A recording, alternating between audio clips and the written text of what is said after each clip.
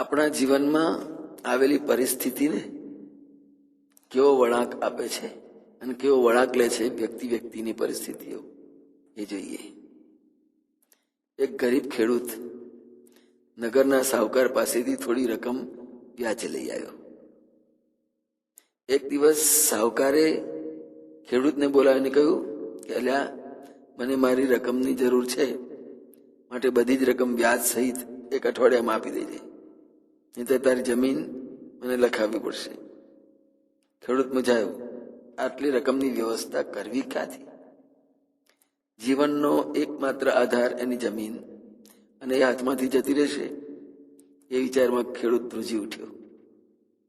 અઠવાડિયું પૂરું થયું, ખેડૂત રકમ ના આપી શક્યો.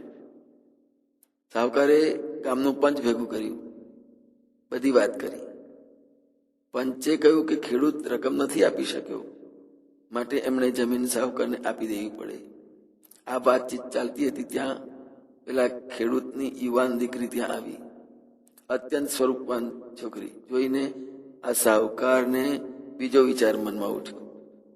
સાહુકારે ગામ લોકોને કહ્યું, હું આ ગામનો જ છું, એટલે મને આ ખેડૂતની ચિંતા થાય છે. હું એની જમીન છીનવવા નથી માંગતો, હું એમને એક તક આપવા માંગુ છું. આ મારી થેલીમાં 2 પથ્થર નાખીશ, અને પછી એની દીકરી આ 2 પથ્થરમાંથી એક પથ્થર ઉપાડશે. જો તે ધોળો પથ્થર ઉપાડશે એનું તમામ દેવું માફ, પણ જો કાળો પથ્થર ઉપાડશે તો એને એમની છોકરી મારી સાથે પરણાવવી પડશે. ખેડૂતે તો તુરત જ ના પાડી દીધી, પણ દીકરીએ બાપને કંઈક મદદ થઈ શકે એવી આશાએ શરત સ્વીકારી. બુઢા સાહુકારે નીચે પડેલા સફેદ અને કાળા પથ્થરોમાંથી 2 પથ્થર ઉપાડીને પોતાની થેલીમાં નાખ્યા. પેલી છોકરીની નજર તીક્ષ્ણ એ પામી ગઈ કે સાહુકારે બંને કાળા પથ્થર જ થેલીમાં નાખ્યા છે.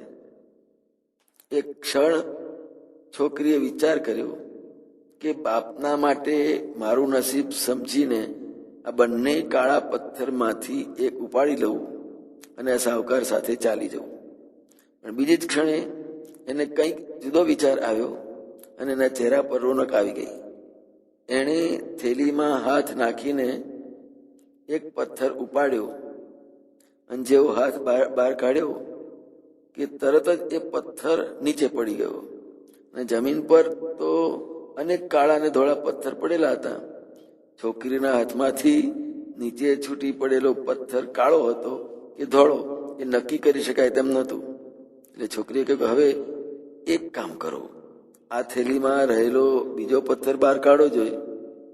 જો તે ધોળો હોય તો મેં ઉપાડેલો પથ્થર કાળો હતો, અને જો એ કાળો હોય તો ઉપાડેલો પથ્થર ધોળો હોવો જોઈએ. થેલીમાંથી તો કાળો પથ્થર જ નીકળ્યો, અને શરત પ્રમાણે ખેડૂતનું દેવું માફ થઈ ગયું. પરિસ્થિતિ ગમે તેવી વિકટ હોવા છતાં હકારાત્મકતા સાથે જો થોડો વિચાર કરવામાં આવે તો સમસ્યાઓની સુવિધાને આપણે સહેજમાં બદલી નાખી શકીએ છીએ. જય મહારાજ.